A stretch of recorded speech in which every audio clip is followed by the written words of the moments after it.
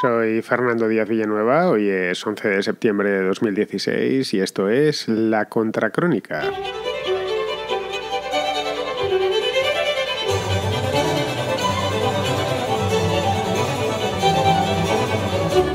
Dentro de 2 días se celebrará en la isla Margarita, que está en Venezuela, la cumbre de los países no alineados. Los más jóvenes de entre los oyentes pues preguntaréis qué es eso de los países no alineados, y los más mayores os preguntaréis si eso todavía existe, porque evidentemente sabéis qué es eso de los países no alineados, y lo que os sorprenderá probablemente es saber que todavía existe y todavía se sigue reuniendo. Pues eso es, para los que no lo sabéis, para los que sois jovencitos y no tenéis ni idea de qué va esto, es un no se sabe bien qué, a ver si os lo explico un poco más tarde, que cada 3 o 4 años se reúne a mayor gloria de los líderes del tercer mundo, así, a grandísimos rasgos. Y sí, efectivamente, sigue existiendo, básicamente como marioneta internacional de cubanos, iraníes y venezolanos, porque ya no tiene, a estas alturas, muerto Gaddafi, ya no tiene otro uso.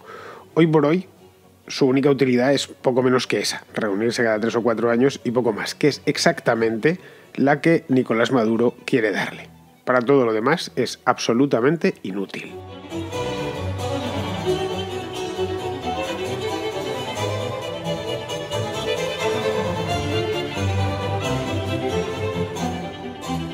Vayamos al relato estricto de los hechos. Este martes, que será día 13 de septiembre, arrancará en Porlamar, capital de la isla Margarita. Cualquier venezolano, e incluso muchos españoles la conocen porque han ido por allá. Antiguamente era allá, no hay apenas vuelos, creo que no hay ningún vuelo. Yo hace muchísimo tiempo que no veo en Barajas ningún vuelo a la isla Margarita, por razones que todos nos podemos imaginar. Pues bien, en Porlamar, una ciudad pequeñita, que es la capital de la isla Margarita, una isla paradisíaca que está en el Caribe, frente a la costa de Venezuela.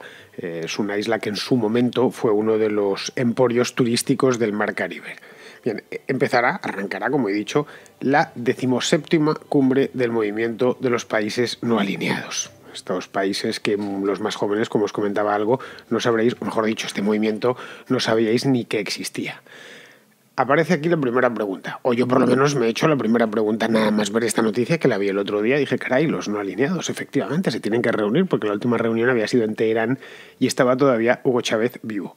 Bien, la primera pregunta que me he hecho es, ¿por qué en Margarita y no en Caracas? La mayor parte de las reuniones, de las cumbres de estos países se celebran en las capitales, se celebran en ciudades como Teherán, por ejemplo, se celebró en La Habana hace 10 años, creo que fue en 2006, es decir, siempre en países, en ciudades capitales. La primera de las reuniones fue en Belgrado, en el año 1961.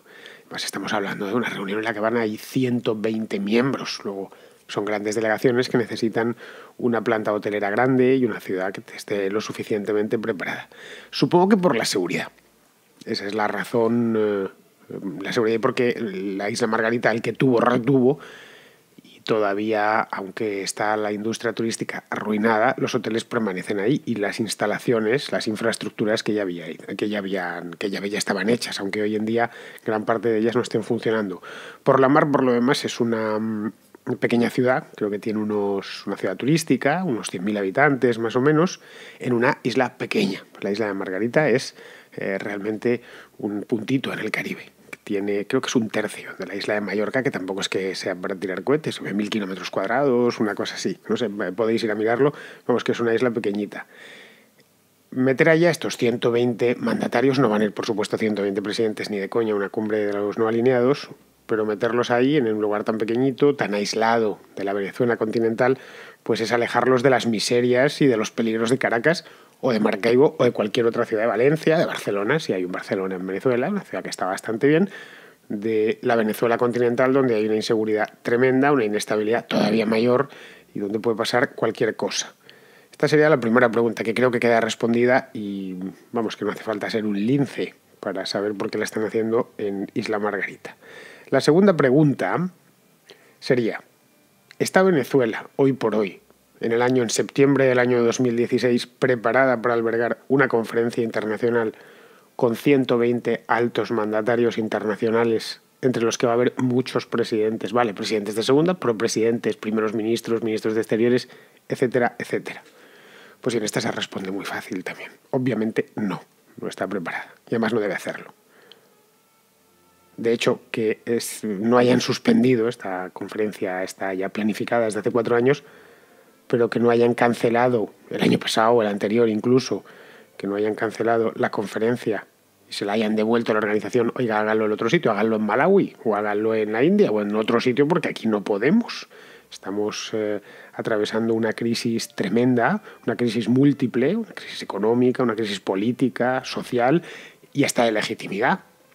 Lo vimos la semana pasada con la marcha anti-Maduro en Caracas. Es un gobierno que está sometido a una crisis severa de legitimidad, tanto dentro del país como fuera del país. El gobierno debe además abordar un gasto muy importante. Una cumbre de estas con tantos líderes pues no sale barata, precisamente. Y uno de los principales problemas que tiene Venezuela hoy es el problema económico. La gente está pasando hambre. En un momento en el que apenas queda nada en la caja para importar alimentos o medicinas, pues hay que acoger a 120 delegaciones, porque no aparece solo el alto mandatario en cuestión, el ministro de Exteriores o el presidente. Aparecen delegaciones que en algunas ocasiones, y más en el caso de cumbres como esta de países tercermundistas, suelen ser delegaciones muy numerosas. Tienes que mantenerlos, tener a las 120 delegaciones, pues, ya insisto, muy numerosas. No sé cuánta gente vendrá por delegación, dependerá. Algunos mandarán poquitos y otros vendrán cargados, aviones cargados.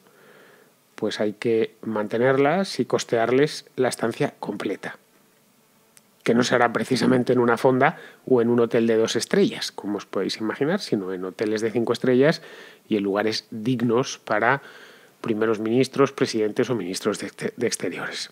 A esto habría que sumarle el coste del evento en sí. Un evento de estos no sale barato. Un centro de convenciones habilitado al efecto, que sea lo suficientemente grande, que esté puesto a punto a todos los efectos y que no parezca una conferencia del año 50, sino una conferencia del año 2016, con un montón de personal cualificado, secretarias, traductores simultáneos, seguridad, muchísima seguridad, porque la isla Margarita, aunque está alejada del continente, también es un lugar inseguro, como todo en Venezuela. Solo por el capítulo de seguridad, esto me he ido a informar cuánta gente van a meter en esto. El gobierno de Maduro, ha previsto una dotación de 14.000 funcionarios de distintas partes del Estado, entre policías y personal múltiple. 14.000. Teniendo en cuenta que la ciudad tiene 100.000 habitantes, estaríamos hablando del 14% de la población de la ciudad. Este porcentaje os lo podéis llevar a cualquier otra ciudad, a Buenos Aires, a Madrid, a Ciudad de México, a San Juan de Puerto Rico, a la ciudad que queráis. Y tomad el número total de habitantes, imaginaos en Buenos Aires, con lo grande que es, o en Ciudad de México, en Lima, y estaremos hablando de millones de personas, obviamente, solo encargadas de la seguridad.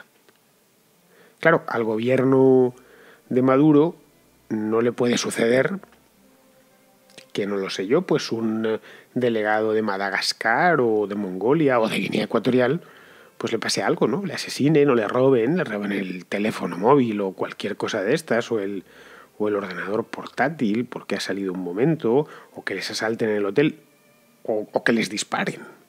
Esto no se lo puede permitir porque todo el paripé se vendría abajo. Todo el paripé que han montado. ¿Cómo se vendrá abajo si falta la comida, la electricidad o el agua? Que son exactamente las 3 primeras cosas que faltan habitualmente al venezolano medio. En concreto, al margariteño medio le falta el agua. Esa es una isla que, aunque está en el Caribe, no llueve mucho. La isla Margarita es una isla muy soleada. Esa es la razón por la cual tenía tantos turistas. No llueve tanto como en otras islas, como, qué sé yo, en la misma Puerto Rico o en Santo Domingo. Es decir, es una isla tropical, pero no muy lluviosa. Y siempre tuvieron problemas de agua. Pues bien, tienen todos los sistemas de abastecimiento de agua estropeados, que no funcionan bien. Si miráis en la prensa, de aquel estado, creo que se llama Nueva Esparta o algo así, veréis que es una de las quejas habituales de los margariteños. En Margarita, todo esto hay 300.000 habitantes, es decir, que ya consumen bastante agua. Tratar de beber, y del agua sin comer podemos pasar 2 días, pero sin beber no, porque nos morimos. Pues bien, todo esto tienen que tenerlo muy a punto. Y los delegados de cumbres de este estilo no comen pan duro, ni se les puede despachar con una tortilla con un poco de queso. Es decir, hace falta comida bien y bebida. La broma, en definitiva, según calculan, va a salir aproximadamente por unos $200 millones. Diréis, bueno, pero eso es peccata minuta para un Estado. Pues sí, es peccata minuta para un Estado, obviamente. 200 millones de dólares, y como se suele decir, no es dinero. Bueno, no es dinero, depende. En un país que está tan necesitado como es Venezuela, sí es dinero. El salario mínimo en Venezuela, desde el mes pasado, por cierto, que lo subió Maduro, es de 22.500 bolívares. Al cambio de hoy, al cambio en el mercado paralelo, en el mercado libre, de hoy 22.500 bolívares son 20 dólares. No estamos hablando al cambio oficial, sino al cambio real. Si uno llega con 20 dólares a Caracas, le van a dar unos 22.500 bolívares, más o menos aproximadamente. Si cambia, no cambia en un banco, que en un banco no... Bueno, en un banco le van a agarrar los dólares a toda velocidad. Pero bueno, si lo que queremos, o un venezolano que tiene 22.500 bolívares y quiere convertirlos en dólares, le van a dar 20 dolarillos de nada. Si se repartiesen esos 200 millones, hecho el cálculo, entre todos los venezolanos, que son unos 30 millones de habitantes, tocarían a 6 dólares y medio. Diréis, bueno, pues 6 dólares y medio no es nada. ¿Qué son 6 dólares y medio? 7 euros, nada. ¿Con qué se puede hacer? Bueno, depende. Con 7 euros se puede comer. Por lo menos en Madrid. No muy bien, pero se puede comer. 6 dólares y medio, teniendo en cuenta que el venezolano medio gana 20 dólares al mes, es el 32% del salario mínimo. El venezolano, el salario mínimo es a la vez también el salario que casi todos los venezolanos terminan ganando luego, porque lo van subiendo continuamente, de tal manera que se contrata por el salario mínimo. Es como si, no lo sé, voy a poner un ejemplo, el gobierno de España, tomando el salario mínimo en España como equivalente al salario mínimo en Venezuela, pues nos diese 250 euros a cada uno, a cada español, incluidos los bebés, incluidos los jubilados, es decir, incluidos los que no trabajan. Si hiciésemos este cálculo sobre los que trabajan, sobre la población laboral, nos saldría bastante más alto. Así que esos 200 millones de dólares que se va a gastar en esto, podía entregarlos en dólares contantes y sonantes a sus ciudadanos, bueno, mejor dicho, a sus súbditos. La verdad es que los emplearían muchísimo mejor. Una parte de ese dinero, espero que no mucha, se ha ido en una estatua a Hugo Chávez de considerables proporciones. La podéis buscar en Twitter y la podéis buscar en Internet. La han colocado delante del Hotel Venetur de Isla Margarita, que es Chávez mirando al cielo, levantando el brazo, ¿no? Aunque bien podrían llamarla, podrían ponerle como nombre a esa estatua, Chávez clamando al cielo, porque es exactamente lo que parece cuando uno mira la estatua.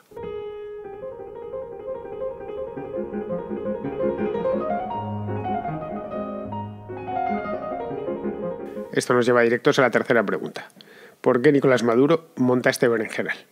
¿Por qué monta este espectáculo? Que es ligeramente, no, bastante grotesco. Pues yo creo que es simple, conociendo al personaje. Porque le viene que ni pintado para restañar, en la medida de lo posible, su pésima imagen internacional y presumir de los apoyos de los que hoy por hoy carece. No es que los vaya a tener dentro de una semana y media, pero bueno, al menos se habrá hecho unas cuantas fotografías. Probablemente le gustaría más, pues no sé, ser anfitrión del G20, del que os hablaba el otro día. Pues que Venezuela no está en el G20, así que difícilmente puede ser anfitrión de ese grupo, o de la Cumbre de las Américas. La Cumbre de las Américas, efectivamente, Venezuela forma parte como país americano que es. Pues que la próxima se va a celebrar en Perú. El año pasado se celebró en Panamá, pues en Lima, en el año 2018 exactamente. Y la siguiente, pues Dios sabe. Sí, si pasan 3 años de cumbre a cumbre, pues la siguiente será en 2021 y pille ya muy lejos. Dios sabe dónde estará Maduro. Esperemos que fuera del gobierno. Es decir, no es operativo lo de la Cumbre de las Américas, aunque él preferiría, porque más tendría ya Obama. Y a la Cumbre de las Américas, como tiene prestigio, pues como a la Cumbre Iberoamericana sí van los jefes de Estado, sí van los primeros ministros, es lo que se conoce en el lenguaje diplomático como es una cumbre de primer nivel. La de los no alineados es, yo creo que ni de segundo ni de tercero, de cuarto regional o regional preferente. Los no alineados es lo más a mano que tiene. Y no hay más explicación. Son una banda de zascandiles tercermundistas, es cierto, pero es lo que hay. Y dando gracias, ojo. Digo dando gracias porque esta cumbre se apalabró en Teherán hace 4 años. Faltaban 7 meses todavía. Esto fue en agosto de 2012. Sí, se murió. Bueno, se murió. Es un decir. No sabemos realmente cuándo murió Hugo Chávez, pero sí desapareció del mapa en en el mes de diciembre de aquel año, de 2012, y luego se comunicó oficialmente su muerte en marzo. Es decir, faltaban 7 meses para que Chávez dejase oficialmente este mundo. Eso sí, Chávez no fue a la cumbre de Teherán, ¿eh? Es una cosa que la recordaba de aquel entonces y la he ido a mirar y a comprobarla personalmente, de que no estuvo en Teherán. Porque en aquel entonces estaba inmerso en las elecciones de la reelección. Él quería veía más o menos que ya estaba enfrentando su recta final y quería salir reelegido. O sea, fue la campaña de la fotografía aquella de la lluvia. Entonces mandó al ministro de Exteriores y se dejó al canciller, que llaman allí, pero él personalmente no fue. Pero dejó la cumbre de Margarita, o la cumbre en Venezuela, apalabrada y prometida, como legado a su sucesor, que supongo yo que para esas alturas, para el mes de agosto o septiembre de 2012, pues ya más o menos tenía decidido que iba a ser Nicolás Maduro. Que Chávez no fuese a Teherán es un síntoma de lo poco importantes que son estas cumbres. Uno de sus principales valedores y el que va a organizar la siguiente ni siquiera se presenta en la anterior. Con eso ya no hace falta que diga más. Es como si quiere uno participar en una copa, organizar una copa mundial de fútbol y en la copa anterior no se presenta. No, nosotros hemos decidido no competir, pero eso sí, vamos a organizar la siguiente. Más o menos una cosa así. Es decir, apenas hoy, a estas alturas, y si miramos la lista de participantes, veremos, apenas asisten primeras espadas, es decir, presidentes, jefes de Estado, en una palabra. Excepción hecha de los pirracas habituales tipo Mugabe o Gaddafi, que era muy aficionado a la cumbre de los no alineados desde siempre, desde los años 70. A la última no fueron ni siquiera todos los pirracas, ¿eh? Raúl Castro se quedó en casa, Evo Morales también, no fue a la de Teherán. Y Gaddafi no fue porque se lo habían cargado unos meses antes. Gaddafi se lo cargaron, si la memoria no me falla, creo que fue en octubre del año 2011, es decir, casi un año antes de esta cumbre última.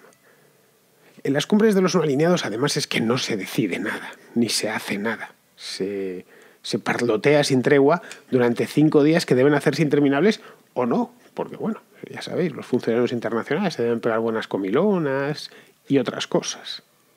Y eso es más o menos lo que vienen haciendo desde la primera de las cumbres hace ya 55 años. Porque la primera se reunió en Belgrado, como os comentaba antes, en el año 61. Los no alineados, y con esto ya quiero terminar, por si alguno tenéis alguna duda en qué consiste esa historia, especialmente los más jóvenes, son como, bueno, o fueron, porque de ser en presente ya son muy poco, pero en su momento nacieron como voz del tercer mundo recién descolonizado. Son un spin-off de la conferencia de Bandung del año 55.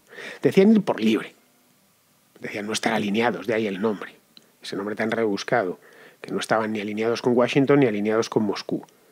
Pero lo cierto es que siempre interpretaron una variante sobre el mismo tema soviético. ¿Para qué nos vamos a engañar? Estoy hablando más de historia que de actualidad propiamente dicha, pero bueno, si tenéis algún interés podéis ir buscando por ahí. Hay documentación y hay artículos escritos, algunos muy buenos. Paul Johnson, el historiador, era muy crítico con el movimiento de los no alineados. De hecho, estos tipos esta organización con el final de la Guerra Fría perdió su sentido. Ya no había ni Washington ni Moscú, ya no era un mundo bipolar.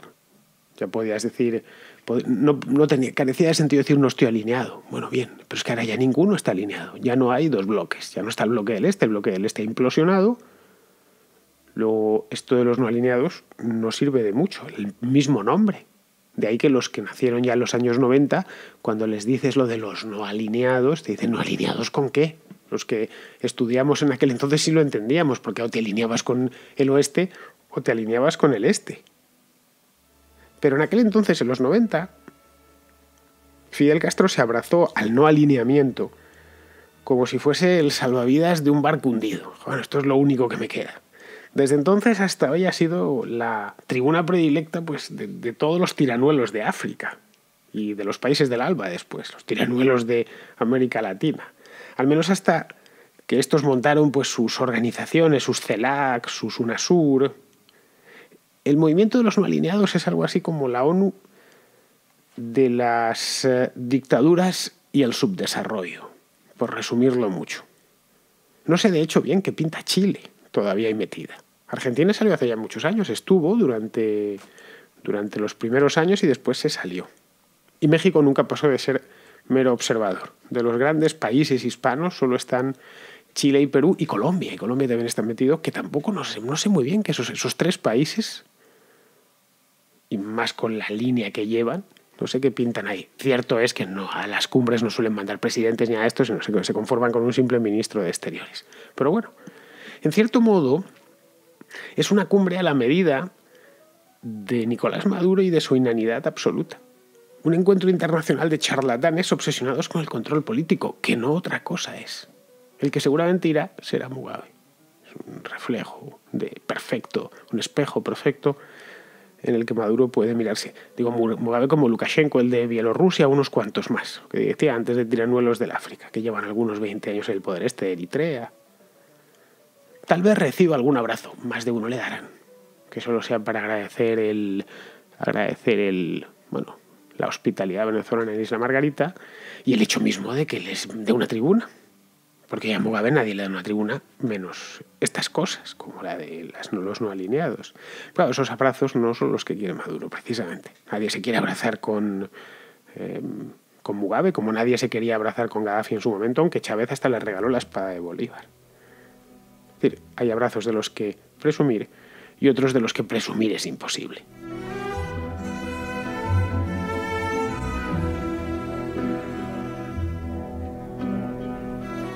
Miguel me pide por correo, ya sabéis, el correo de la Contracrónica, el correo electrónico, contracronicapodcast@gmail.com. Pues bien, Miguel me pide por correo que hable de otros temas o que trate otros temas. Me dice que no sabe si a la gente le interesa mucho hablar de Corea del Norte, de Erdogan, de Donald Trump o de Putin, o de temas de política internacional en general, que bien podría sustituir yo, si lo creo oportuno, obviamente, por asuntos domésticos como hablar de los autónomos, del abusivo precio de los libros de texto o de lo harta que está la gente de los bancos y las compañías telefónicas y sus prácticas abusivas. Me pregunta Miguel si me voy a atrever. Pues bien, yo me atrevo con todo, o con casi todo, vamos. No me atrevería nunca a ponerme delante, pues qué sé yo, de un león, por ejemplo. Pero vamos, de hablar, sí, de hablar me atrevo con todo. Te explico, Miguel. La Contracrónica es un espacio de actualidad. Y lo que me propones son temas muy interesantes todos, pero son temas de fondo. Y es un espacio de actualidad diario. Ten en cuenta los condicionantes del formato de actualidad diario. Si, por ejemplo, hablo de autónomos, pues me da para un día, 2 a lo sumo. Del abusivo precio de los libros de texto, idem de idem. 1 o 2 días de hablar de este tema. De lo hartos que estamos de los bancos y de las operadoras telefónicas, lo mismo. Que tendría programa para, ¿cuánto? 2 semanas, semana y media. ¿Y después qué? Es decir, tendría que ser un programa aparte. Programa para tratar temas de fondo, y la Contracrónica apenas los trato, o los trato muy puntualmente y siempre en compañía de otro.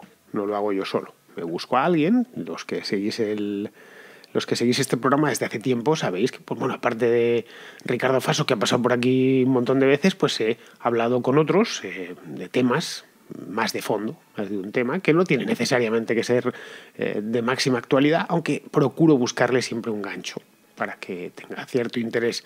Así que yo te agradezco, pero ese sería el problema, que entonces la Contracrónica no es que no se comiese las uvas, es que no llegaba ni a finales de mes. Trataría a los autónomos, trataría todas estas cosas que son todas interesantes y tendría que dejarlo de hacer. Ya, lo siento, queridos oyentes, pero se me han acabado los temas. Puedo repetirme, pero dudo muy mucho que queráis oír podcasts repetidos.